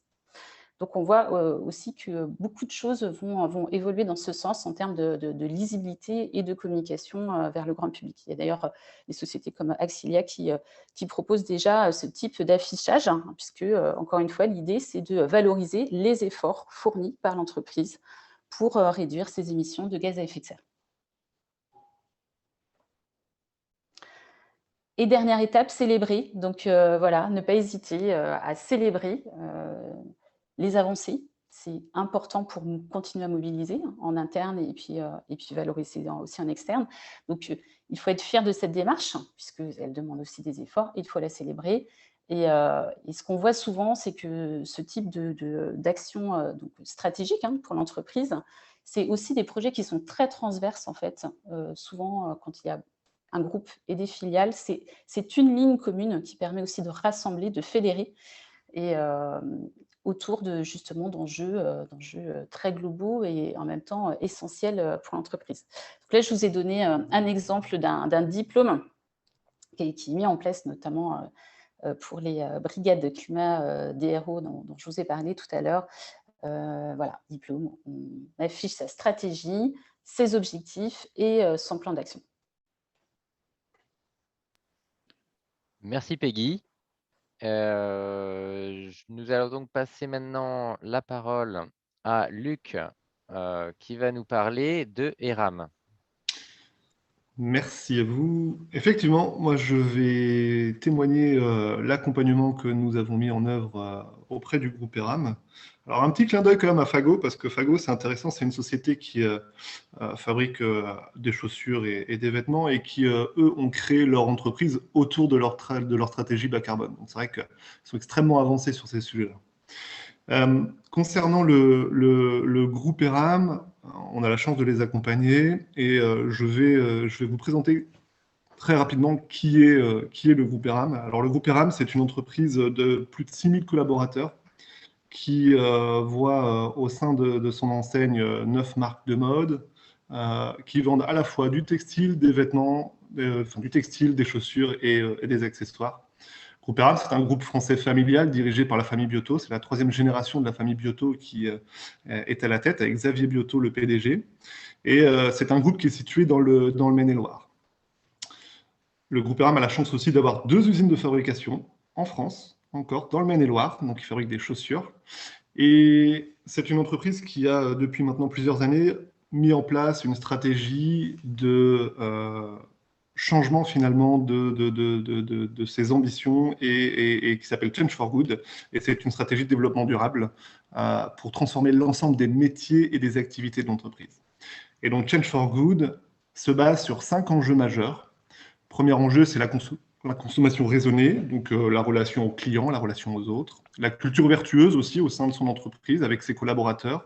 La production juste, c'est finalement produire moins mais mieux. La responsabilité élargie aux citoyens, à ses clients. Et puis, bien entendu, c'est le sujet qui nous anime aujourd'hui, l'empreinte positive. Et là, c'est la relation à la planète. On est quand même dans un secteur qui est extrêmement polluant, c'est l'industrie du textile, le deuxième secteur le plus polluant et impactant en matière d'environnement. Et donc là, il y a énormément de travail à faire. Et c'est pour ça que le groupe ERAM aussi s'est mis en marche depuis maintenant plusieurs années pour pouvoir assurer ces thématiques-là. Next slide, please. Donc nous, on accompagne le groupe ERAM et l'objectif, déjà, c'est quand tu mets en place une stratégie bas carbone, c'est d'organiser le projet. Première chose, c'est d'avoir un sponsor. Le sponsor, c'est aujourd'hui la direction du groupe ERAM elle-même qui a voulu vraiment se structurer et structurer la démarche à ce niveau-là. Ils ont identifié un référent qui est Isabelle Desfontaines, qui est la directrice RSE du groupe ERAM. Et le groupe ERAM a souhaité être accompagné par Oxygène, et notamment c'est Tristan, qui est le chef de projet bas carbone. Tristan, lui, est placé en régie au sein de l'entreprise, auprès des collaborateurs, et anime la stratégie bas carbone dans son ensemble. Finalement, c'est un référent carbone pour le groupe ERAM. Ensuite, on a... prochaine slide, s'il te plaît. Voilà. Une fois qu'on a déjà défini un sponsor au niveau du projet et qu'on a organisé le projet, derrière, il se décline en plusieurs phases. Pour le groupe ERAM, la première phase, ça a été de mesurer. Et là, on parle effectivement d'un état des lieux, du bilan carbone.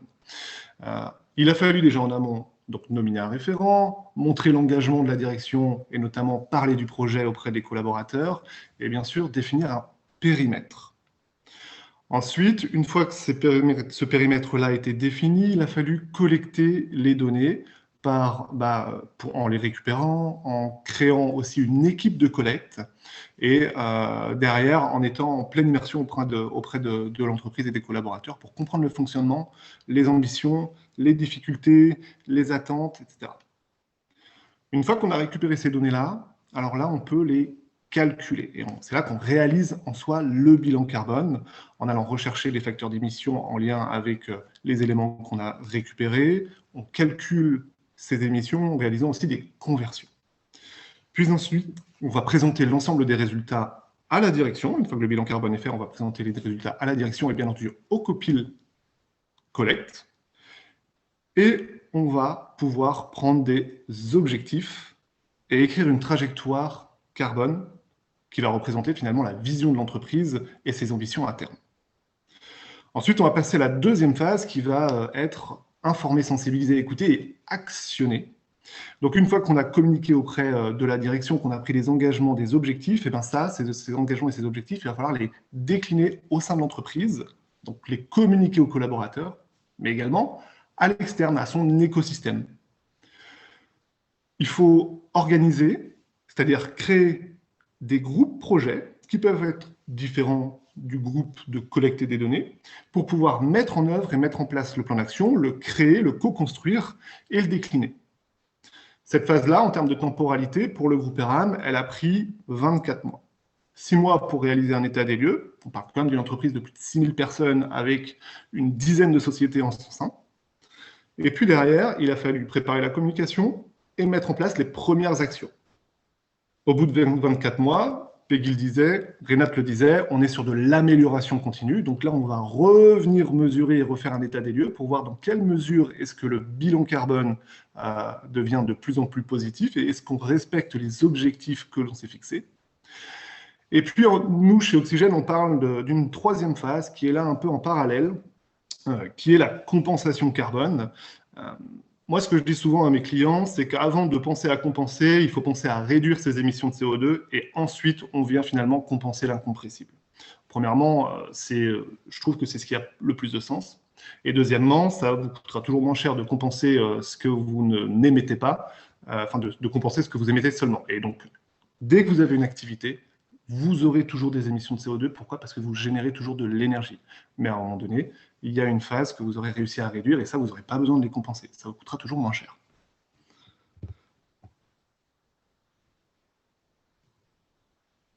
Concernant le groupe ERAM, donc le périmètre qui a été choisi. L'activité du groupe ERAM, comme je vous le disais au préalable, c'est de fabriquer et de vendre des produits type vêtements, chaussures et accessoires. Le bilan carbone qu'on a choisi, et donc notamment le périmètre qui a été défini, il part déjà de l'extraction des matières premières et de l'ensemble des étapes de transformation de ces matières premières pour arriver aux usines d'assemblage ou de fabrication. Donc là, on a un premier transport qui va avoir lieu entre les différentes étapes d'assemblage, extraction de matières premières, assemblage, fabrication. Une fois que le produit est assemblé et fini, il va être transporté dans les unités de stockage, c'est-à-dire des entrepôts qui sont sur le sol français. Et donc, on va les transporter en train, en avion, en bateau, en camion. Tout dépend de là où est située l'usine de fabrication. Les deux transports que vous avez entre les matières premières, la fabrication et le stockage, on appelle ça du transport amont. Une fois qu'on a stocké les produits, qu'on les a reconditionnés en fonction de la distribution, donc là, on va les distribuer sur les réseaux physiques, ou pas que physiques, d'ailleurs, on peut aussi avoir la vente en ligne. Et donc là, on va se retrouver soit sur les magasins, ou soit directement chez les clients. Et là, on va faire un transport qu'on appelle un transport aval.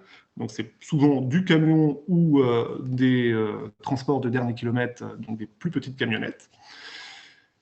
Les produits sont donc sur le réseau de distribution et les clients vont venir maintenant les acheter sur le réseau de distribution et utiliser ces produits. Et donc là, pareil, dans le bilan carbone, on va regarder l'utilisation de ces produits, c'est-à-dire le lavage, le repassage, le cirage, etc. Et une fois que ce produit-là est utilisé et qu'il arrive en fin de vie, eh ben on va regarder aussi la fin de vie entre la destruction des produits, le recyclage des produits, la seconde vie qu'on peut donner à ces produits-là, etc., etc. Et tout ça donne finalement le périmètre de l'ensemble des activités du groupe ERAM. Et au sein du groupe ERAM, on a plusieurs sociétés qui ont des business models différents et qui vont avoir elles-mêmes des périmètres différents. Il a fallu faire un bilan carbone pour chacune de ces sociétés-là et consolider le bilan carbone global du groupe ERAM. Ensuite, les résultats du groupe ERAM. On a la chance d'avoir déjà deux phases de bilan carbone qui ont été réalisées. 2015, qui a été finalement prise comme année de référence pour l'entreprise, où on émettait 700 000 tonnes de CO2. Et en 2018, donc c'est un bilan carbone qu'on a réalisé en 2019 avec l'année 2018, et ben là on constate qu'il y a déjà une première réduction des émissions de CO2 qui est de 6%. Ce sont des émissions de CO2 brutes, ça je vous le dis parce qu'on va parler d'indicateurs ensuite. Et ces émissions de CO2 qui sont de l'ordre de 660 000 tonnes, ça représente grosso merdo les émissions de CO2 de 55 000 Français, ou encore la moitié du transport de bilan carbone de la ville de Paris. Donc vous voyez que c'est quand même assez colossal, on est quand même sur une très grosse entreprise, et donc il y a énormément de choses à mettre en œuvre. Une fois qu'on a mesurer, collecter, calculer, eh ben on peut répartir les émissions de CO2 en fonction des différents utilities qu'on a ciblés au sein du groupe ERAM. Et là, on se rend compte que finalement, la fabrication représente plus de 56% des émissions de CO2 de l'entreprise. C'est vraiment le gros gisement et le nerf de la guerre, où on va retrouver au niveau de la fabrication tout ce qui est matières premières, consommation énergétique des usines, les emballages, le déplacement des collaborateurs des usines, etc., etc. Ensuite vient la distribution. Et là, au niveau de la distribution, on va regarder, on est au niveau des points de vente, là, sur la distribution. Donc, on va regarder tout ce qui est mobilisation des bâtiments, consommation énergétique des bâtiments, le déplacement des collaborateurs pour venir travailler, mais également le déplacement des clients, qui est un usage significatif et qui génère énormément de CO2 pour pouvoir venir justement acheter leurs produits dans les magasins. Et viennent ensuite les différentes utilities comme le siège. Le siège va travailler pour l'ensemble des enseignes et des entreprises du groupe ERAM. Et là, on émet à peu près 5% des émissions de CO2 de l'ensemble des émissions du groupe ERAM. Et pour le siège, on va retrouver quoi? Eh bien, on va retrouver idem, des consommations énergétiques, le déplacement des collaborateurs pour venir travailler, mais également le déplacement des commerciaux. On va également retrouver tout ce qui est déchets, tout ce qui est prestations de services, etc., etc. Et puis viennent la partie stockage avec les entrepôts, toujours la partie immobilisation, on va regarder les données d'immobilisation, tout ce qui est consommation énergétique, on va générer encore une fois des emballages et des déchets, on va avoir des collaborateurs qui vont se déplacer pour venir travailler, et on va recevoir aussi quelquefois des clients au sein de ces entrepôts-là. La partie, tout ce qui est transport, et nous, on était assez étonnés, on pensait que le transport allait représenter beaucoup plus que ça en matière d'émissions de CO2. Le transport amont, pardon, on va retrouver de l'avion, du bateau, du train et des camions. Et puis le transport aval, où on va retrouver essentiellement du transport du fret routier. Voilà un petit peu pour les différents gisements au niveau du groupe ERA, mais vous voyez que le gros du gisement, c'est vraiment la partie fabrication. Une fois qu'on a présenté ces résultats-là à la direction du groupe ERAM, ça nous a permis de travailler sur des simulations justement d'action pour ensuite pouvoir prendre des objectifs. Parce que c'est difficile quand on nous annonce qu'on consomme plus de 600 000 tonnes de CO2, de savoir comme ça quelles actions est-ce qu'on va mettre en place pour pouvoir réduire et quel est notre potentiel finalement de réduction. Notre objectif, nous, chez Oxygène, c'était de simuler différentes actions.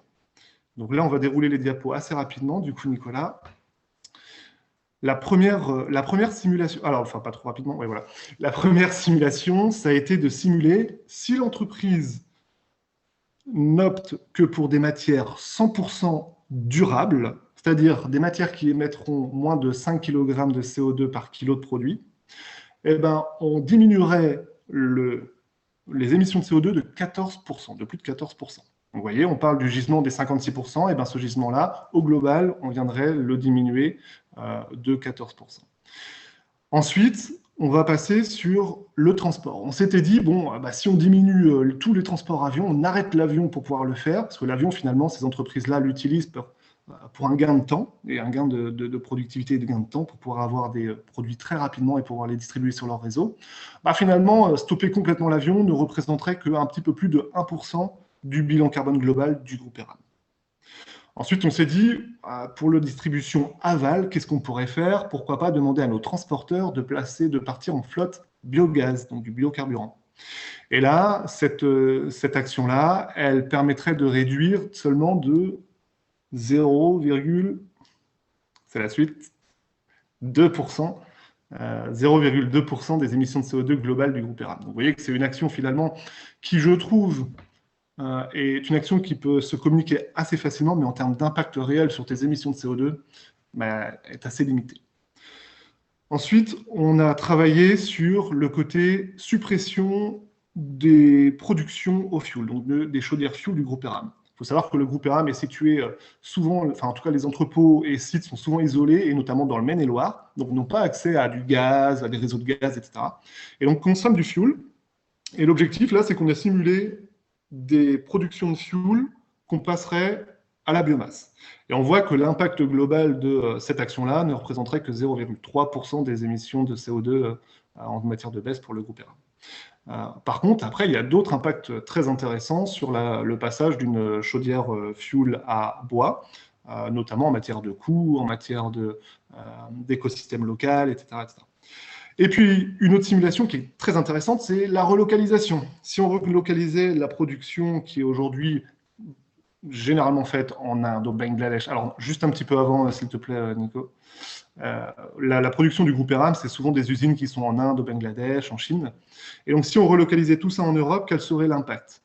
Ce qu'il faut savoir, c'est que la production d'énergie en Europe est moins carbonée que dans ces pays-là. Et donc, on diminuerait d'à peu près 5% les émissions de CO2 du groupe. Et si on faisait la même chose, on relocalisait tout en France, donc ça, c'est la slide d'après, et bien là, on viendrait diminuer de plus de 12% les émissions de CO2 du groupe ERAM. Pourquoi? Parce que la production d'énergie française est très, très décarbonée, avec notamment le nucléaire qui contribue très fortement. Donc ça, c'est la slide d'après, s'il te plaît. Voilà. Ce qui veut dire que déjà, avec ces grosses actions-là, on ferait plus de 30% de réduction des consommations énergétiques. Et après, il y a énormément d'actions encore à mettre en place, hein, le déplacement des collaborateurs avec la mise en place de covoiturage, des travaux d'économie d'énergie sur les bâtiments, etc., etc. La slide d'après, s'il te plaît. Le fait d'avoir simulé ça, ça a permis à l'entreprise et notamment aux dirigeants du groupe ERAM de prendre un objectif qui est de réduire de 30% ses émissions de CO2 d'ici 2030 par rapport à la référence 2015. Donc ça, c'est pas si simple à atteindre hein, avec les simulations qu'on a fait auparavant. Donc c'est un objectif extrêmement ambitieux. Et on voit qu'entre 2015 et 2018, finalement, en mettant en place des KPI, donc des indicateurs, on a réduit les émissions de CO2 que de, entre guillemets, 2%. Tout à l'heure, on parlait de 6% en brut, et c'est pour ça que c'est hyper important de mettre en place des indicateurs qui vont refléter finalement l'activité aussi de l'entreprise et de trouver les bons indicateurs.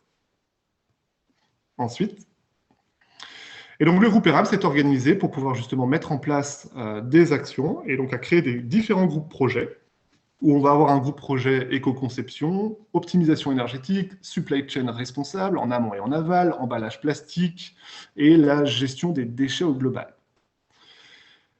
Et pour finir, ce qui est intéressant aussi de noter, c'est les bénéfices constatés au sein de l'entreprise du groupe ERAM et généralement chez nos autres clients, c'est que mettre en place une stratégie bas carbone, déjà ça permet de fédérer l'ensemble des collaborateurs. Pourquoi? Parce qu'on vient impliquer l'ensemble des métiers et l'ensemble des activités de l'entreprise et on vient comptabiliser tout ça. Vous êtes en RH, vous émettez des consommations énergétiques et des émissions de CO2, vous imprimez des feuilles, vous faites déplacer des personnes, etc., etc. Tous les métiers sont concernés. Ensuite, ça permet également de répondre aux exigences environnementales, réglementaires actuelles, mais surtout celles à venir. C'est-à-dire qu'on vous a présenté juste avant les ambitions nationales, qui sont de réduire ou de diviser par 6 les émissions de CO2, et la contrainte réglementaire va être, la pression réglementaire va être de plus en plus importante auprès des entreprises. C'est pour ça que c'est important de regarder ça maintenant, pour ne pas subir par la suite. Ensuite, on va travailler les charges, tout ce qui est facture de consommation d'énergie directe, carburant, la mutualisation dans les transports notamment, et ça permet aussi de réduire les charges au global. Donc il y a un intérêt de le faire. Et la dernière slide, on va également valoriser la démarche environnementale auprès des clients. Ça, c'est hyper important. C'est-à-dire que le groupe ERAM travaille avec du B2C, donc des clients plutôt particuliers, mais qui ont un attrait de plus en plus important en matière de développement durable et d'impact environnemental. Donc là, on peut communiquer notre démarche auprès des clients et montrer ce qu'on fait. Mais pour beaucoup d'entreprises, on va travailler en B2B et on voit que de plus en plus, les collectivités territoriales ou des grosses boîtes vont avoir des critères dans leurs appels d'offres qui sont des critères environnementaux et qui prennent une part de plus en plus importante. Donc mettre en place une stratégie bas carbone, ça permet de structurer la démarche de l'entreprise et de répondre efficacement aussi à ces appels d'offres et donc de gagner du prospect, gagner du business. Ça permet également de challenger son écosystème, à la fois ses partenaires, ses fournisseurs, ses prestataires au global, et bien entendu de prendre de la hauteur sur ce qu'on fait et d'innover en matière d'organisation, en matière de technique, en matière de produits, de services. Et puis ça permet aussi et surtout de réduire votre empreinte environnementale de l'ensemble de vos activités. Voilà, donc si vous avez des questions, en tout cas, je suis et tout le monde est à votre disposition. Merci bien. Alors effectivement, nous allons laisser la parole. Hein. Donc pour ceux qui ont des questions, alors on a une première question d'une personne qui posait la question dans le cadre du suivi des émissions de gaz à effet de serre, est-ce qu'on doit prendre en compte les sous-traitants?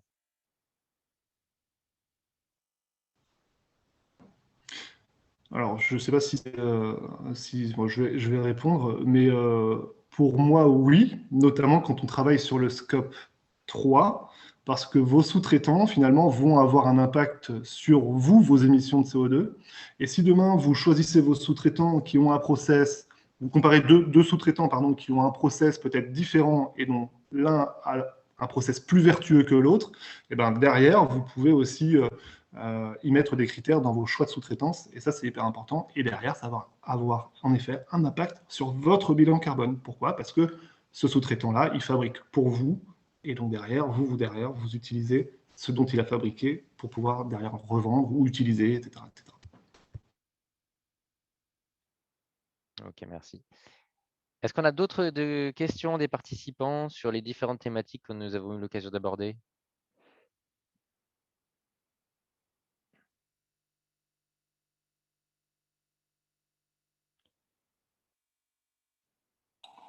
Bonjour, Jean Sarrazin et Guillaume, on est producteur de ciment. J'ai trouvé cette présentation très bien, une très bonne synthèse, et vous avez signifié que le CO2 pour les cimentiers, c'est très important, du fait qu'on a une réaction chimique pour décarboner le calcaire.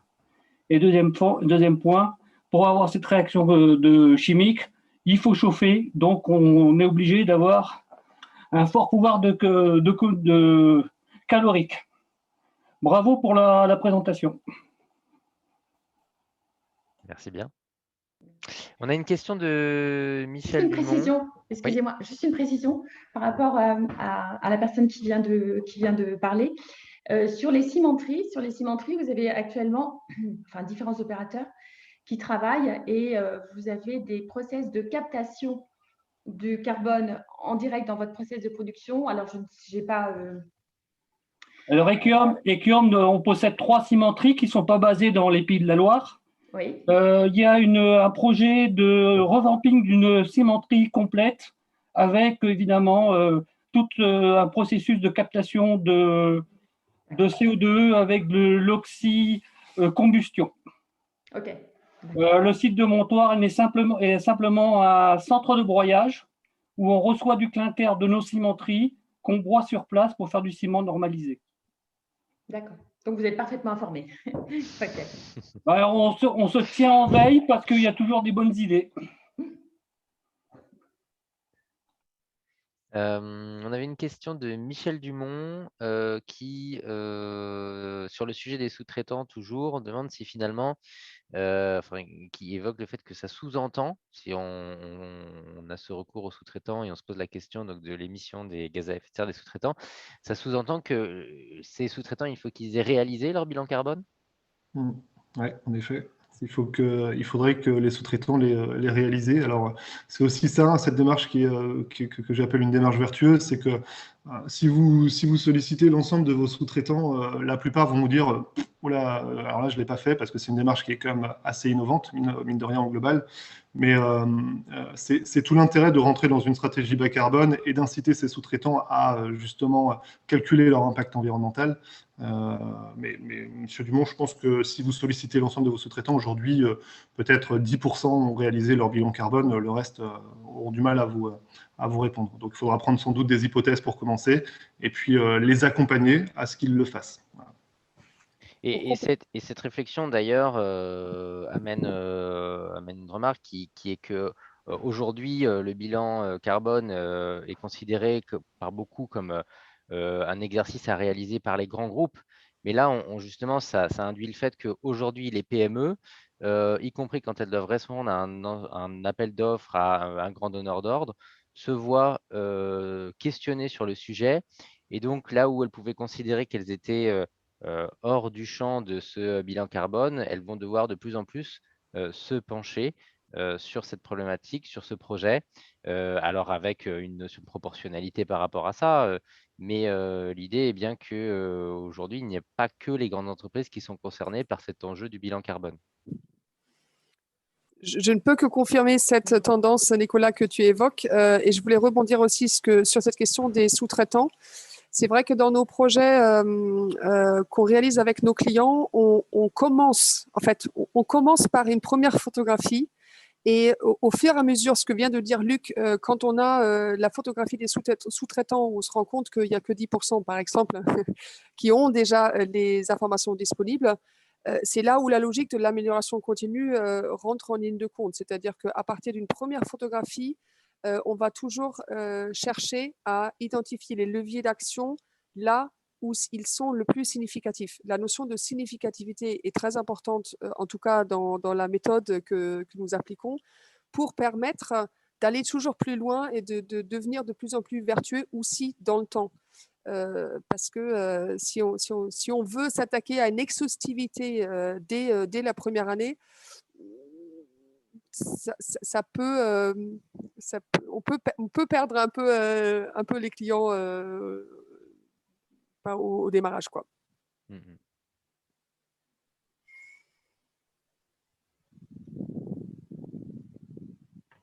Bonjour, vous m'entendez?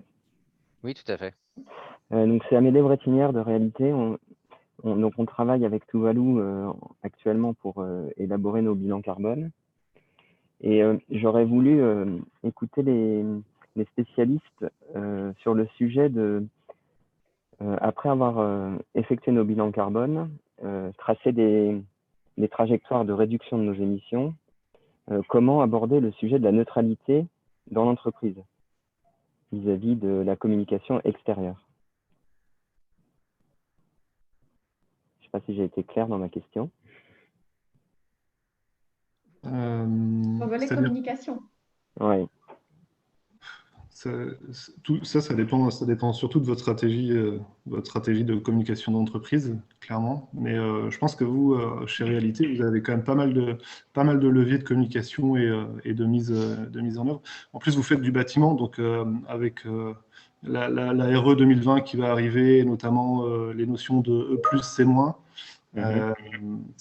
Il y a des choses à mettre en place, et notamment des communications qui vont être en plus assez factuelles avec des chiffres. Donc ça peut être très intéressant. Par contre, il faut vous appuyer sur votre service communication global et sur des experts derrière. Déjà, communiquer en interne, ensuite penser à communiquer autour de... Ouais, mais je pense que la communication interne, elle n'est pas difficile à mettre en place. En fait, le sujet que je voulais aborder, c'était la contestation extérieure sur le fait d'annoncer une neutralité sur un sujet qui n'est pas forcément très établi ou une norme pas forcément simple à trouver. Alors, je ne suis pas une spécialiste de la communication. Là, je travaille avec Peggy sur les aspects communication. Mais je pense, en termes de clarification, au moins sur le message, peut-être qu'il faut déjà, au niveau de toute votre politique de réduction, voyez, communiquer sur cet aspect-là, et la compensation pour la neutralité, elle deviendra crédible dès lors que vous avez que vous avez communiqué sur tous les process que vous avez déployés ou toutes les actions que vous avez déployées pour réduire. Je crois que la crédibilité, elle est là, si vous voulez parler de... Enfin, si vous voulez que ce soit considéré dans une démarche entre guillemets, vertueuse, d'aller vers la réduction des gaz à effet de serre. Si vous communiquez que sur la compensation, sans avoir au préalable bien précisé tous les éléments de réduction que vous avez, les actions de réduction que vous avez prises, ça va être plus compliqué. Comme on le disait tout à l'heure, en fait, l'important, c'est toujours de ramener ça au sens, au projet de l'entreprise. Et tout le monde peut comprendre de toute façon le contexte. Et puis, ce qui se passe, là, encore une fois, c'est la sincérité du discours, la précision. Donc, d'aller chercher vraiment une communication la plus responsable possible, la plus transparente, honnête. Et puis, et encore, on est dans la pédagogie, dans la sensibilisation, et même sur un public externe, en fait, à partir du moment où on est clair, transparent, précis. Et encore une fois, tout ça fait sens par rapport au projet de l'entreprise, par rapport à ses enjeux, ses ambitions. On peut là vraiment dérouler un discours de communication qui est tout à fait crédible. Mais effectivement, c'est sensible et il faut aller bien travailler les mots, le discours et aussi les visuels qui vont traduire tout ça. C'est vrai qu'après, il y a beaucoup d'entreprises qui ont communiqué sur leur neutralité carbone, mais finalement, c'est beaucoup d'entreprises qui ont travaillé que sur les 2 premiers scopes réglementaires, le 1 et le 2, et qui se disent neutres en carbone, en ayant oublié le 3e scope, qui est quand même le plus générateur d'émissions de CO2. Et ça, voilà, c'est ce que je dis, il faut être prudent dans sa communication. Parler de neutralité, on n'est jamais neutre en carbone. Dès qu'on a une activité, on émet des émissions de CO2. Par contre, on peut compenser et contrebalancer. Et c'est là où il faut être aussi intelligent dans sa communication et faire attention pour ne pas justement être ciblé sur du greenwashing, des choses comme ça. C'est ça. Merci. Est-ce qu'on a une dernière question? On a un peu débordé, mais profitons-en, c'est le moment d'échanger.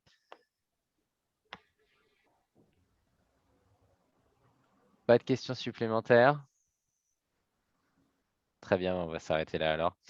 Écoutez, nous vous remercions, hein, moi, je remercie les intervenants pour leur animation. L'ensemble des commentaires de ce matin, hein, démontrent que le bilan carbone, c'est un projet dont la mise en œuvre est nécessaire pour mesurer son impact environnemental et surtout, comme on l'a évoqué, définir une trajectoire de réduction. C'est bien ça qu'il faut avoir en tête, hein, au final. C'est un élément important dans l'interaction avec l'ensemble des parties prenantes. On l'a évoqué, hein, dans le cadre de réponse à des marchés, pour les directions achats, pour les salariés, pour l'opinion publique. On voit bien que c'est aujourd'hui un élément, un outil important et qui ne concerne pas que les grandes entreprises. Et puis, on a vu aussi que c'était un sujet qui ne s'improvisait pas, puisqu'on voit bien qu'on mobilise un ensemble de compétences techniques, des outils, de la communication pour mobiliser, célébrer, comme on l'a évoqué. Et plus globalement, ça s'inscrit dans une démarche stratégique de réduction, une démarche de l'entreprise, une démarche globale. Mais on voit bien qu'avec une bonne méthodologie et une conduite de projet adaptée, on comprend que le projet n'est pas inaccessible. Donc, pour ceux qui pouvaient hésiter, lancez-vous. Voilà. On espère que cet atelier vous a plu, que vous en ressortez enrichi de nouvelles connaissances et de nouvelles compétences. Nous vous remercions pour votre participation. Et puis, nous vous donnons rendez-vous donc pour notre prochain atelier qui aura lieu le 12 mars prochain. Cette fois-ci, on parlera de financement public en matière de transition énergétique, donc sujet qui pose aussi pas mal de questions. Voilà, nous vous remercions et nous disons à bientôt. Au revoir, à bientôt. Au revoir. Excellent. Au revoir. journée. Au revoir.